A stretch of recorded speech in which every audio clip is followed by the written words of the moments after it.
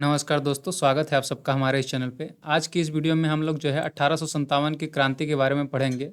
ये काफ़ी छोटा वीडियो होगा क्योंकि 1857 की क्रांति में जो भी थोड़े बहुत इंपॉर्टेंट फैक्ट्स थे हम उन्हीं को बस पढ़ेंगे। बाकी के जो मेन इंपॉर्टेंट हमारा वीडियो होगा भारत का स्वतंत्रता संग्राम, स्वतंत्रता संघर्ष के बारे में इंपॉर्टेंट फैक्ट्स जो होंगे, ये काफ़ी लगभग 1 घंटे के आसपास का ये वीडियो बनेगा। तो इंपॉर्टेंट जो फैक्ट होंगे इसके अंतर्गत हम लोग कवर करेंगे, ठीक है। बाकी अब अभी हम लोग क्या है 1857 के मुख्य क्रांति में जो मुख्य मुख्य चीज़ें हुई थी उनको हम लोग ओवरव्यू ले लेते हैं इस वीडियो में, ठीक है। तो चलो टाइम वेस्ट नहीं करेंगे, शुरू करते हैं। और एक बात और बोलनी है कि पहले जिन लोग अगर कोई चैनल पे पहली बार विजिट कर रहा है तो चैनल को सबसे पहले सब्सक्राइब कर लीजिए। और अगर आपने प्राचीन भारत और मध्यकालीन भारत की वीडियो नहीं देखी है तो लिंक डिस्क्रिप्शन में रखी हुई हैं। प्राचीन भारत वाली 4 घंटे की और मध्यकालीन भारत वाली 3 घंटे की वीडियो है, तो इतने में आपका पूरा डिटेल में कवर हो जाएगा। एक बार उन वीडियोज़ को आप ज़रूर देखिएगा, ठीक है। चलो अब हम लोग पढ़ना शुरू करते हैं। देखिए, 1857 में अंग्रेजों ने पुरानी बंदूक ब्राउन बैस के स्थान पर नई एनफील्ड राइफल का प्रयोग करने का निर्णय लिया। ठीक, उसके लिए जो कारतूस बनाए गए उन्हें राइफल में भरने से पहले मुंह से खोलना पड़ता था। इन कारतूसों में गाय और सूअर की चर्बी का प्रयोग किया गया था। यह चर्बी वाला कारतूस ही 1857 की क्रांति का प्रमुख कारण बना। तो यहाँ पे इतना पढ़ने के बाद हमको क्या पता चलता है कि यहाँ पे इम्पोर्टेंट फैक्ट जो है वो सिर्फ ये है कि पूछा जाता है कि 1857 की क्रांति होने का मुख्य कारण क्या था। 1857 की क्रांति क्यों हुई थी? तो उसका जो मुख्य कारण था, ये चर्बी वाले कारतूस मुख्य कारण थे। ठीक, तो चर्बी वाले कारतूस जो थे ये मुख्य कारण थे, क्योंकि जो हिंदू थे ये गाय और सूअर की चर्बी इसको काटने से, मुंह से फाड़ने से इनकार कर दिया गया था। तो लेकिन ज़बरदस्ती अंग्रेज़ों के द्वारा ये करवाया जाता था, क्योंकि वो सेना के अंतर्गत थे, अंग्रेज़ों के अधीन थे, तो उनको काम करना पड़ता था। तो ये जो था इसका मुख्य कारण बना था 1857 की क्रांति होने का। देखो हम लोग इसको पढ़ेंगे तो और भी क्लियर हो जाएगा। आगे हम लोग पढ़ते हैं इसको। देखो, 29 मार्च 1857, इसको आपको ध्यान रखना है कि 29 मार्च 1857 की को मंगल पांडे नामक एक सैनिक ने बैरकपुर में गाय की चर्बी मिले कारतूस को मुंह से काटने से स्पष्ट मना कर दिया। समझ पा रहे हैं बात को? इन्होंने, मंगल पांडे जो एक व्यक्ति थे, सैनिक थे ये बैरकपुर के, तो इन्होंने बैरकपुर में गाय की चर्बी मिले कारतूस को मुंह से काटने से स्पष्ट मना कर दिया, जिसके कारण से इसके फलस्वरूप उनको गिरफ्तार करके 8 अप्रैल 1857 ईस्वी को फांसी दे दी गई। फांसी क्यों दे दी गई? क्योंकि इन्होंने अंग्रेजों की बात नहीं मानी। बात न मानने वाली बात क्या थी कि उन्होंने कारतूस को मना कर दिया। तो मना क्यों कर दिया, इसके बाद इसके से गुस्सा होकर अंग्रेजों ने 8 अप्रैल 1857 को इनको फांसी पर चढ़ा दिया, मंगल पांडे को। देखो, और मंगल पांडे किस चीज़ से रिलेटेड थे? तो इनको देखो, मंगल पांडे का संबंध 34वां यानी 34वां बंगाल नेटिव इन्फेंट्री से था। तो आपको इन्फेंट्री का मतलब क्या होता है? पैदल सैनिक। पैदल सैनिक मतलब आर्मी से रिलेटेड। तो इन्फेंट्री का मतलब ये होता है बंगाल नेटिव इन्फेंट्री, 34वां बंगाल नेटिव इन्फेंट्री से संबंधित थे मंगल पांडे। तो इसको भी आपको पॉइंट को ध्यान रखना है। और देखो, 10 मई 1857 के दिन मेरठ की पैदल टुकड़ी जो थी, ये 29N मतलब नेटिव इन्फेंट्री 20 नेटिव इन्फेंट्री से 1857 की क्रांति की शुरुआत हुई। तो क्वेश्चन यहाँ से ये पूछा जाता है कि 1857 की क्रांति की शुरुआत कहाँ से हुई थी? तो मेरठ से हुई थी। इसको आपको ध्यान रखना है कि 1857 की क्रांति की शुरुआत मेरठ से हुई थी, ठीक है। चलो आगे देखते हैं हम लोग। 1857 में क्रांति के समय भारत का गवर्नर जनरल लॉर्ड कैनिंग था, एवं इंग्लैंड के जो प्रधानमंत्री थे ये पार्मस्टेन, जो कि लिबरल पार्टी के थे, ठीक है। तो यहाँ पे इसको एक बार फिर से रिपीट कर दे रहा हूँ। 1857 की क्रांति के समय भारत का गवर्नर जनरल कौन था, ये क्वेश्चन भी पूछा जाता है। तो आपको ध्यान रखना है कि लॉर्ड कैनिंग। ये जो मैंने वायसराय और गवर्नर जनरल से रिलेटेड जो वीडियो बनाई है उसके अंतर्गत काफ़ी डिटेल से भी मैंने ये सब बता रखा है। तो अगर आपने वीडियो नहीं देखी है तो रेगुलर वीडियोज़ देखिए, तभी आपको चीज़ें याद हो पाएंगी। सिर्फ एक वीडियो देखेंगे, एक नहीं देखेंगे तो याद नहीं करने में बहुत ज़्यादा दिक्कत होगी, ठीक है। तो 1857 की क्रांति के समय कौन सा था गवर्नर जनरल, कौन था? लॉर्ड कैनिंग, ये पूछा जाता है। इसको आपको ध्यान रखना है। और उस समय इंग्लैंड के प्रधानमंत्री कौन थे? तो लिबरल पार्टी के थे प्रधानमंत्री पार्मस्टेन। और यहाँ पे अगर ये क्वेश्चन पूछा जाता है कि भारत की आज़ादी के समय ब्रिटेन के प्रधानमंत्री कौन थे? तो क्लेमेंट एटली 1847 में थे, तो ब्रिटेन के प्रधानमंत्री। और वो कौन से थे? लेबर पार्टी के थे। तो ये भी आपको पॉइंट पता होना चाहिए। और देखो, अंग्रेजी भारतीय सेना का निर्माण 1748 ईस्वी में आरंभ हुआ। उस समय मेजर स्ट्रिंजर लॉरेंस को अंग्रेजी भारतीय सेना का जनक पुकारा गया। आपको इतना ज़्यादा मतलब रटने की ज़रूरत नहीं है, बस आप पॉइंट कुछ सुनते जाओ, जो इंपॉर्टेंट होगा उसको मैं बताऊंगा आपको। 1857 के मामले की जांच हेतु पिल कमीशन को नियुक्त किया गया था। ठीक, और देखो यहाँ देखिए, फिरोज ने लक्ष्मीबाई की वीरता से प्रभावित होकर कहा था कि क्रांतिकारियों में वह अकेली एक मर्द थी।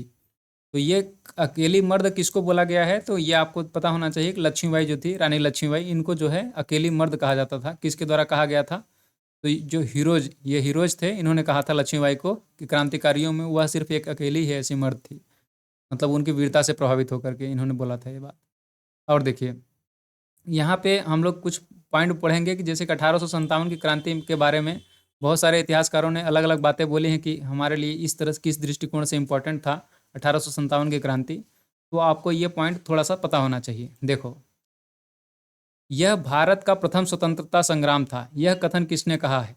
बस आपको इन सब पॉइंट्स में से सबसे इंपॉर्टेंट अगर कुछ पॉइंट है तो ये पॉइंट पहला पॉइंट है। यह भारत का प्रथम स्वतंत्रता संग्राम था, यह कथन किसने कहा है, बी डी सावरकर जी ने। बी डी सावरकर जी ने कहा क्या था कि 1857 की जो क्रांति हुई थी, इसका इसको बोला था उन्होंने कि यह भारत का प्रथम स्वतंत्रता संग्राम। ठीक है, और देखिए और अलग अलग लोगों ने इसको क्या बोला है, तो आपको पहला पॉइंट बस ध्यान रखना है, इनको सुनिए। यह एक राष्ट्रीय विद्रोह था, जिस इसने बोला है डिजरायली ने कहा। यह पूर्णतया सिपाहियों का विद्रोह था, यह कहा सर जॉन लॉरेंस ने। और यह अंग्रेजों के विरुद्ध हिंदू तथा मुसलमानों का एक षड्यंत्र था, जेम आउस्ट्रम ने ऐसा बोला। और बर्बरता तथा सभ्यता के बीच युद्ध था। यह धर्मांधों तथा ईसाइयों के विरुद्ध युद्ध था।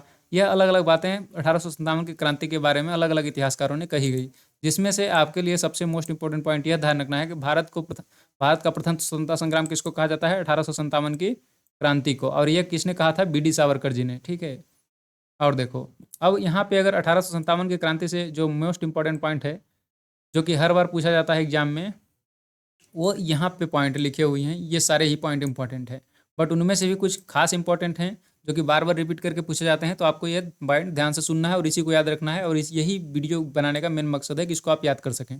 ठीक है, तो देखो अब हम लोग इसको देखते हैं। क्या था कि जब 1857 की क्रांति हुई, मंगल पांडे को फांसी पर चढ़ा दिया गया, तो उसके दौरान जो है अलग अलग लोग अलग अलग क्षेत्रों से उनके पक्ष में आ गए कि उनके गलत काम कैसे किया गया, उनको क्यों ऐसे फांसी पर चढ़ा दिया गया। तो अलग अलग क्षेत्र से अलग अलग लोगों ने उसका विरोध किया। तो इस तरह से 1857 की महान क्रांति का जन्म हुआ। और एक पॉइंट इसमें इंक्लूड कर दूं कि 1857 की क्रांति से क्वेश्चन पूछा जाता है कि इसका सफल नहीं होने का मुख्य कारण क्या था। तो इसका जो है संगठनात्मक रूप न होने के कारण से, इसका मतलब मुख्य मैनेजमेंट पूरा नहीं हो पा रहा था। कहीं से कोई विद्रोह कर रहा है, कहीं से कोई विद्रोह कर रहा है, कहीं से कोई विद्रोह नहीं कर रहा है, लेकिन इन सबको देखने और इन सबका नेतृत्व की कमी थी। इन सबको अगर एक संगठन के रूप में कार्य किया गया होता तो ये सफल हो गई होती। इसी को ध्यान में रखते हुए ही उन्होंने कांग्रेस पार्टी की स्थापना करी गई थी 28 दिसंबर 1885 में। ठीक है, तो ये पॉइंट भी आपको पता होना चाहिए। अब हम लोग इसको जो है मोस्ट इंपॉर्टेंट फैक्ट्स जो है इनको याद करने की कोशिश करते हैं। देखो, तो क्वेश्चन ये पूछा जाता है कि 1857 की क्रांति के दिल्ली से किसने विद्रोह किया था। सीधा सीधा इसी तरह से क्वेश्चन पूछा जाता है। तो आपको ध्यान रखना है बहादुर शाह जफर, या इसको क्या बोलते हैं, बहादुर शाह द्वितीय भी। और इसी के कारण से बहादुर शाह जफर को 1857 की क्रांति में विद्रोह करने के कारण से, यानी कि सहयोग देने के कारण 1857 की क्रांति में इसको अंग्रेजों ने रंगून भेज दिया था, रंगून के जेल में भेज दिया था इसको।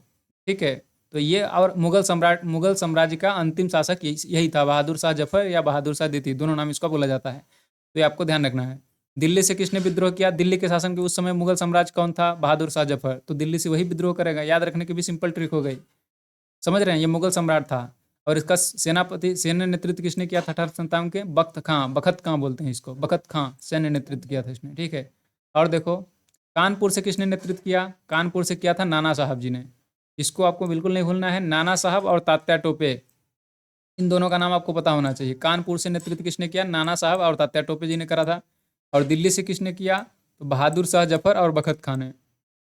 लखनऊ से किसने किया, लखनऊ आपको पता होगा नवाबों का शहर कहा जाता है, तो लखनऊ से कौन करेगा, बेगम करेगी, नवाब बेगम, बेगम हजरत महल। तो लखनऊ से बेगम हजरत महल ने किया।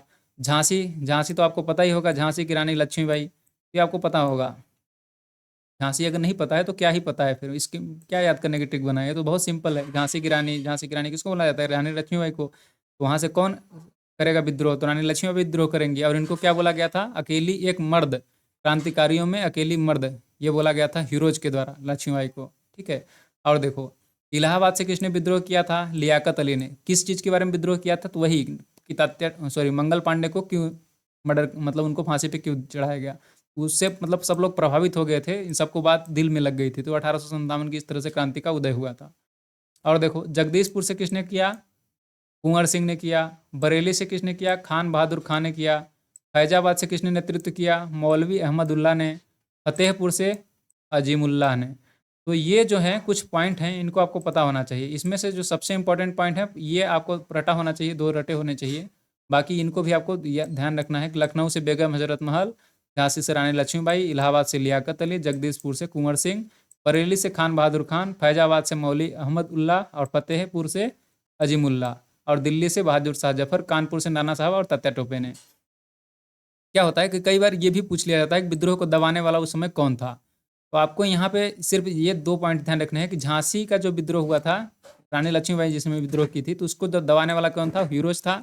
और बहादुर शाह जफर को जो दिल्ली वाला हुआ था उसमें निकलसन था, तो निकलसन वहाँ पे मारा गया था, और हडसन फिर उसके बाद उसने विद्रोह को कुचला, विद्रोह को दबाया। ठीक ना?